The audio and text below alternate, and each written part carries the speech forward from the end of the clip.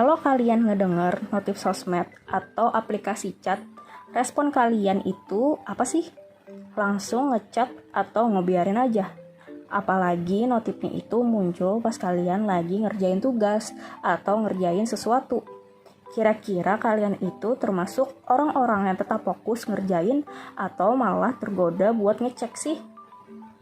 Kalian bisa komen ya di comment section, kalian itu tipe yang kayak gimana? Apakah kalian itu tipe yang langsung ngecek atau enggak ngecek sama sekali, tapi apapun itu tipe kalian? Ini biasanya ngeganggu kita kalau lagi ngelakuin sesuatu.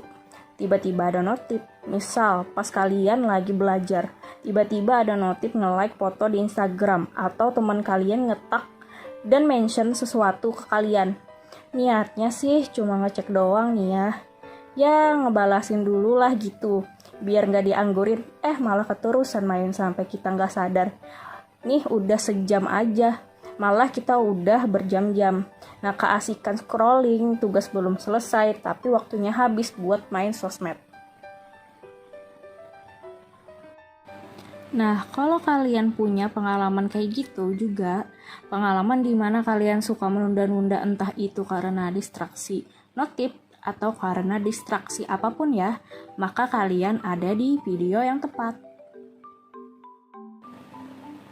Kita semua tentu pernah menunda-nunda sesuatu pekerjaan, entah tugas belajar ataupun yang lainnya.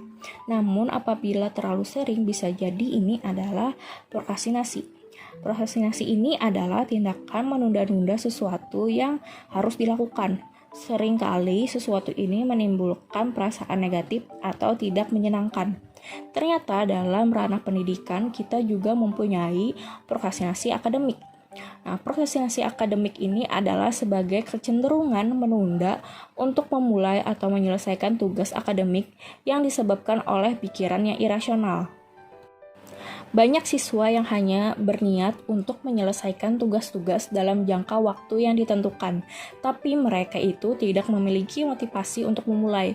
Karena sikapnya itu, siswa yang melakukan prokrastinasi akan mengalami kerugian dan harus menerima akibat seperti rendah diri bahkan gagal dalam bidang akademik.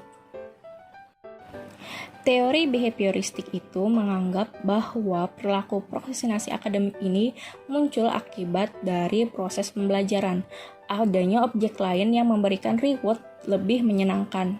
Ketika siswa merasa bermain media sosial lebih menyenangkan daripada mengerjakan tugas, maka siswa tersebut cenderung mendahulukan bermain media sosial daripada mengerjakan tugasnya. Terlebih lagi jika tugas yang diberikan oleh guru memiliki hukuman atau konsekuensi dalam jangka waktu yang lebih lama daripada tugas yang tidak ditunda. Misalnya ketika seorang siswa dihadapkan pada dua tugas yang berbeda. Tugas pertama belajar untuk ujian nasional dan yang kedua adalah tugas mingguan. Maka siswa tersebut cenderung mengerjakan tugas mingguan terlebih dahulu daripada belajar ujian. Hal ini dikarenakan tugas mingguan memiliki resiko yang nyata lebih pendek daripada dibanding belajar pada saat ujian.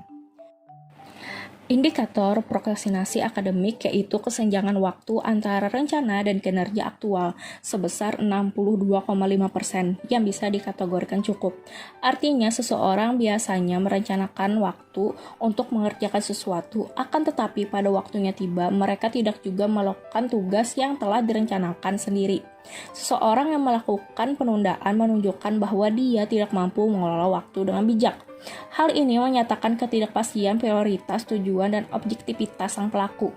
Karena ketidakpastian itulah, para penunda ini tidak tahu tujuan mana yang harus dicapai terlebih dahulu, sehingga mereka sering mengerjakan aktivitas lain di samping tujuan utamanya.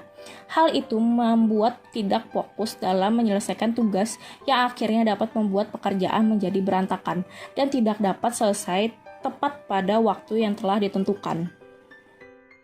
Prokrastinasi dalam hal akademik dapat menimbulkan efek yang negatif bagi proses belajar seseorang, seperti menghambat prestasi, menimbulkan kecemasan, stres, dan menjadikan kebiasaan yang kurang baik. Namun menghilangkan perilaku menunda-nunda itu memang tidak mudah. Oleh karena itu, hal ini setidaknya harus kita kurangi dengan berbagai cara, yaitu yang pertama adalah menentukan kelompok belajar.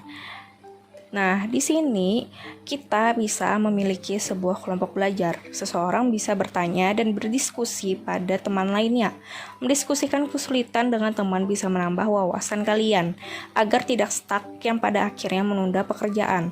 Yang kedua adalah manajemen waktu. Aturlah waktu kalian dalam 24 jam dengan cara yang baik.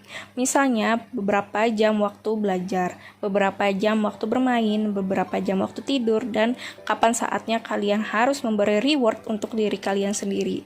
Yang ketiga adalah yakin terhadap diri kalian sendiri. Yang keempat adalah jangan takut salah. Takut berbuat salah terhadap apa yang kita kerjakan cenderung menyebabkan penundaan. Berbuat salah itu wajar, tapi terlalu takut untuk bertindak perlu dikurangi. Ingatlah bahwa untuk menjadi benar itu tidak instan. Kita perlu untuk salah beberapa kali hingga kita tahu mana yang benar. Yang kelima adalah mengurutkan prioritas.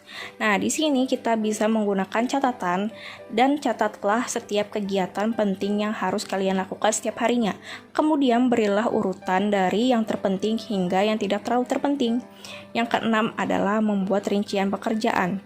Yang ketujuh, ingat pada awal tujuan kalian. Yang ke-8 adalah kurangi menganggap enteng tugas. Dan yang terakhir adalah meningkatkan kesadaran diri.